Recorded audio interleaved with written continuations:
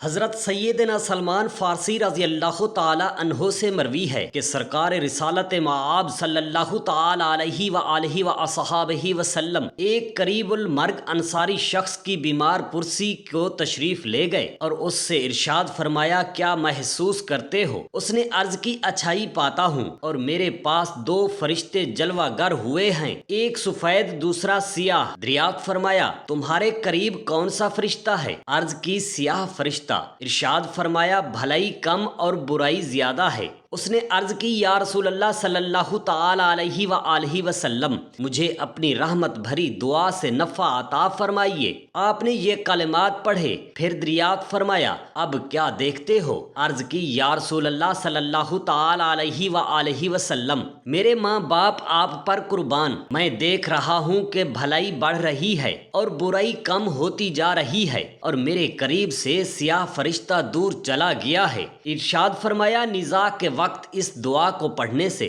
ہر گناہ مٹ جاتا ہے۔ پیارے آقا نے ارشاد فرمایا، میں جانتا ہوں کہ اس شخص کی ہر رگ علیحدہ علیحدہ موت کی تکلیف میں مبتلا تھی۔ اس دعا کو پڑھنے سے اللہ سبحانہ و تعالی نے ان کے ساتھ نرمی والا معاملہ فرمایا ہے۔ وہ کلمات یہ ہیں، بسم اللہ الرحمن الرحیم، السلام علیکم ورحمۃ اللہ۔ محترم ناظرین، حضرت سیدنا معاویہ بن ابو سفیان رضی اللہ تعالی عنہما فرماتے ہیں، میں نے رسول اکرم صلی اللہ تعالی علیہ وآلہ وسلم کو ارشاد فرماتے ہوئے سنا، ایک بندہ مسلسل گناہ کرتا رہا اور اس نے 97 بندے ناحق قتل کیے۔ پھر ایک کنیسہ یعنی گرجا میں پہنچا اور رہب پادری سے کہا، اے رہب، ایک شخص نے 97 ناحق قتل کیے ہیں، کیا اس کے لیے توبہ ہے؟ رہب نے جواب دیا، نہیں۔ اس نے یہ سن کر اس رہب کو بھی مار ڈالا۔ پھر دوسرے رہب کے پاس پہنچ کر یہی سوال کیا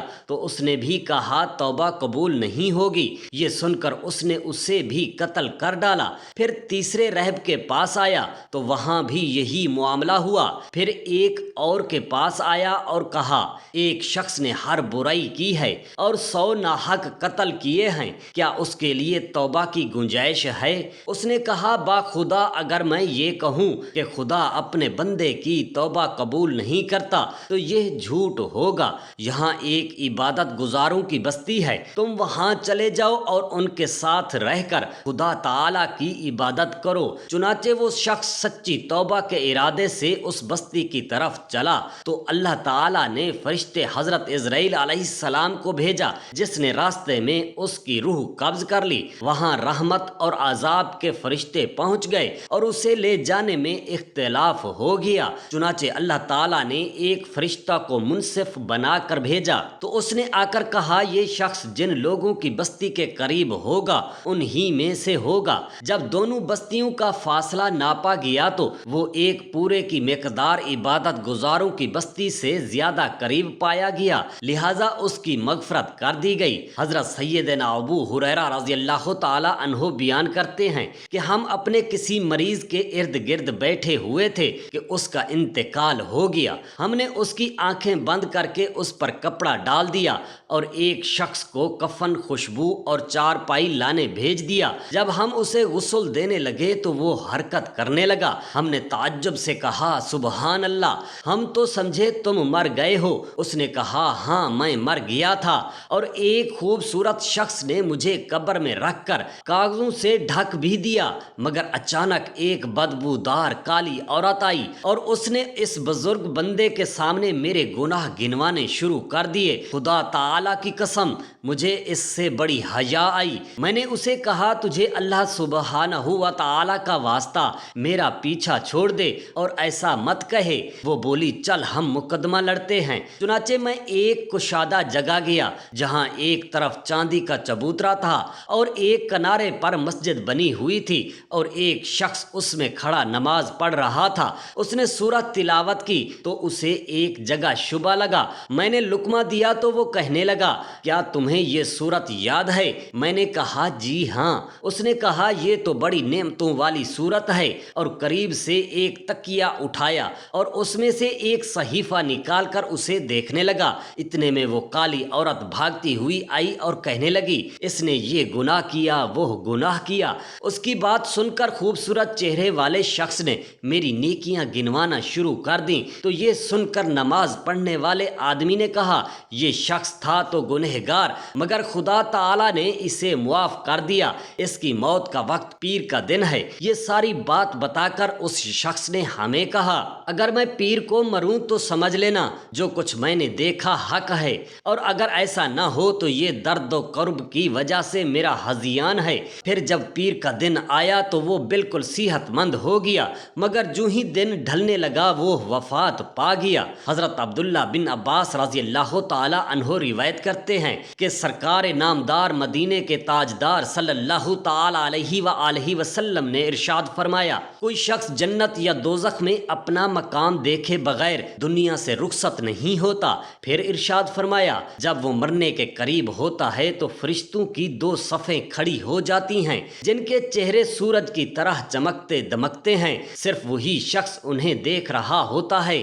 اگرچہ تم یہی سمجھتے ہو کہ وہ تمہیں دیکھ رہا ہے۔ ان میں سے ہر فرشتے کے پاس جنتی کفن اور خوشبو ہوتی ہے، اگر مرنے والا مومن ہے تو فرشتے اسے جنت کی خوشخبری سنا کر کہتے ہیں اے صاف ستھری جان اپنے رب تعالی کی رضا اور اس کی جنت کی طرف نکل، خدائے رحمان نے تیرے لیے وہ انعامات و اعزازات تیار کر رکھے ہیں جو دنیا میں موجود ہر چیز سے بہتر ہیں۔ فرشتے نہایت نرمی سے اسے یہ خوشخبری سناتے رہتے ہیں، اور ان کی مہربانی و نرمی ماں سے بھی بڑھ کر ہوتی ہے۔ پھر آہستہ آہستہ اس کے ہر ناخن اور جوڑ سے روح نکالتے ہیں، ایک کے بعد ایک انگ مردہ ہوتا رہتا ہے، اور یہ سب بڑی نرمی سے رونما ہوتا ہے، اگرچہ تمہیں سخت سمجھ آتا ہے، یہاں تک کہ اس کی روح ٹھوڑی تک پہنچ جاتی ہے۔ اب وہ روح مومن سے نکلنے کو اتنا سخت ناپسند کرتی ہے جتنا بچہ رحم مادر سے باہر نکلنے کو برا جانتا ہے۔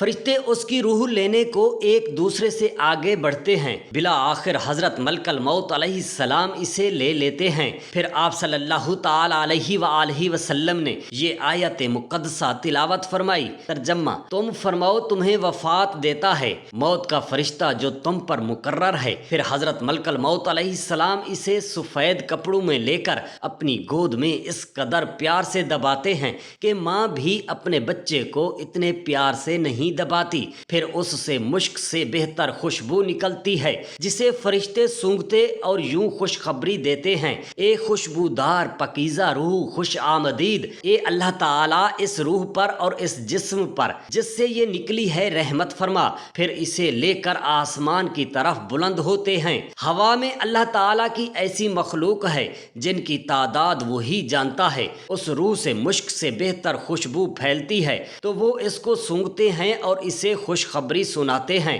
پھر آسمان کے دروازے کھلتے ہیں اور ہر آسمان کا ہر فرشتہ اس کے لیے دعائے رحمت کرتا ہے، یہاں تک کہ اسے بارگاہ الہی میں پہنچا دیا جاتا ہے۔ رب العالمین ارشاد فرماتا ہے اے ستھرے جسم سے نکلنے والی ستھری روح خوش آمدید۔ جب خدائے رحمان کسی کو خوش آمدید فرمائے تو کائنات کی ہر چیز اسے خوش آمدید کہتی ہے اور اس کی تمام تنگی دور کر دی جاتی ہے۔ پھر اس پاکیزہ جان کے لیے حکم آتا ہے اسے جنت میں لے جا کر اس کا مقام دکھاؤ اور اس پر وہ تمام نعمتیں پیش کرو جو ہم نے اس کے لیے تیار کی ہیں۔ پھر اسے زمین کی طرف لے جاؤ کیونکہ میں فیصلہ فرما چکا ہوں کہ انسانوں کو زمین سے پیدا کروں گا اور اسی میں اٹھاؤں گا اور اسی میں انہیں لوٹاؤں گا اور اس سے دوبارہ نکالوں گا۔ حضور اقدس صلی اللہ تعالی علیہ وآلہ وسلم نے ارشاد فرمایا قسم ہے اس ذات کی جس کے دست قدرت میں میری جان ہے،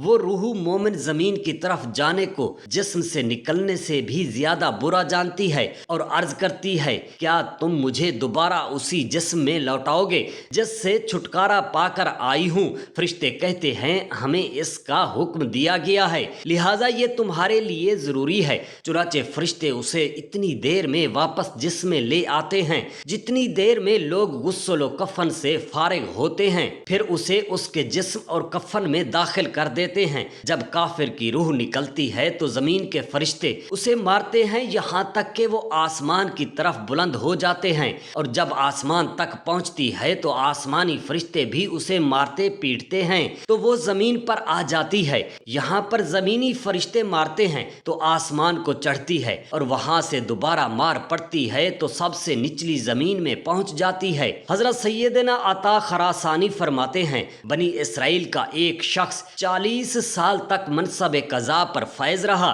جب اسے مرض موت لاحق ہوا تو اس نے کہا، مجھے لگتا ہے کہ اس مرض سے میں مر جاؤں گا۔ جب میں مر جاؤں تو مجھے 4-5 دن اپنے پاس ہی رکھنا، اگر میری طرف سے کوئی چیز نظر آئے تو مجھے پکارنا۔ چنانچہ جب وہ مر گیا تو لوگوں نے اسے تابوت میں رکھ دیا۔ جب 3 دن گزرے تو اس میں سے ایک ہوا چلی۔ ایک شخص نے اس کا نام لے کر پوچھا، یہ ہوا کیسی ہے؟ اسے بولنے کی اجازت مل گئی اور اس نے کہا، اے لوگو، میں نے تم میں 40 سال تک عبد و قضا نبھایا، مجھے 2 شخصوں کے علاوہ کسی نے شبہ میں نہ ڈالا۔ ان میں سے ایک شخص سے مجھے کچھ لگاؤ تھا تو میں اس کی بات اس کان سے زیادہ سنتا تھا جو اس کے قریب تھا۔ یہ ہوا اس سے آ رہی ہے۔ رب تعالی نے اس کان پر مارا تو وہ مر گیا۔ حضرت سیدنا سلمان فارسی رضی اللہ تعالی عنہ سے مروی ہے کہ سرکار رسالت مآب صلی اللہ تعالی علیہ وآلہ وسلم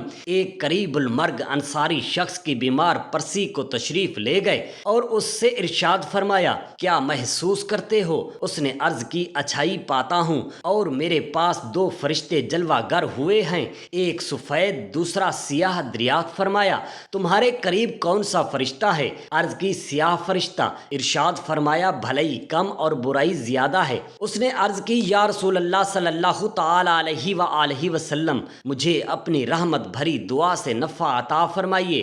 آپ نے یوں دعا کی، اللہم اغفر کثیر وعمل قلیل، اے اللہ اس کے کثیر معاف فرما اور تھوڑے کو بڑھا دے۔ پھر دریافت فرمایا، اب کیا دیکھتے ہو؟ عرض کی، یا رسول اللہ صلی اللہ تعالی علیہ وآلہ وسلم، میرے ماں باپ آپ پر قربان، میں دیکھ رہا ہوں کہ بھلائی بڑھ رہی ہے اور برائی کم ہوتی جا رہی ہے، اور میرے قریب سے سیاہ فرشتہ دور چلا گیا ہے۔ ارشاد فرمایا، نزاع کے وقت یہ دعا پڑھنا ہر گناہ کو مٹاتی ہے۔ پیارے آقا نے فرمایا، تمہارا کون سا عمل امید افزا ہے؟ عرض کی، میں پیاسوں کو پانی پلاتا رہا ہوں۔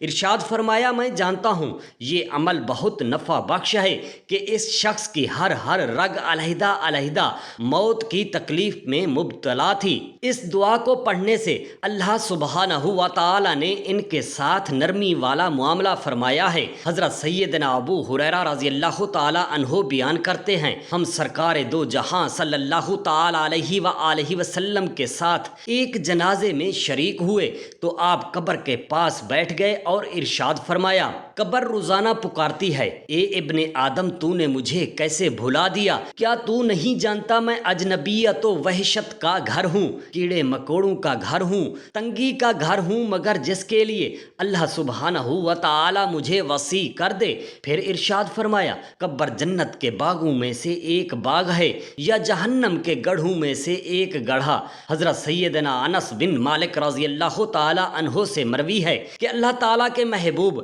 دنائے غیوب صلی اللہ تعالی علیہ وآلہ وسلم نے ارشاد فرمایا، جب آدمی کو قبر میں اتار دیا جاتا ہے اور لوگ وہاں سے واپس پلٹتے ہیں تو وہ ان کے جوتوں کی آہٹ سنتا ہے، پھر اس کے پاس 2 فرشتے آ کر اسے بٹھاتے ہیں اور پوچھتے ہیں، تم اس شخصیت کے بارے میں کیا کہا کرتے تھے جو تمہارے درمیان ظاہر ہوئے اور جن کا نام محمد صلی اللہ تعالی علیہ وآلہ وصحابہ وسلم تھا؟ مومن کہے گا، میں گواہی دیتا ہوں کہ وہ اللہ عز و جل کے بندے اور رسول ہیں۔ اسے کہا جائے گا، جہنم میں اپنا ٹھکانہ دیکھ جس کی جگہ اللہ تعالی نے تجھے جنتی ٹھکانہ دے دیا ہے۔ آپ صلی اللہ تعالی علیہ وآلہ وسلم نے ارشاد فرمایا، وہ ان دونوں ہی کو دیکھے گا۔ حضرت سیدنا قتادہ فرماتے ہیں، ہمیں یہ بھی بتایا گیا ہے کہ اس کی قبر 70 گز کشادہ کر دی جائے گی اور سبزے سے بھر دی جائے گی۔ جب کافر اور منافق سے کہا جائے گا، تم اس شخص کے بارے میں کیا کہا کرتے تھے؟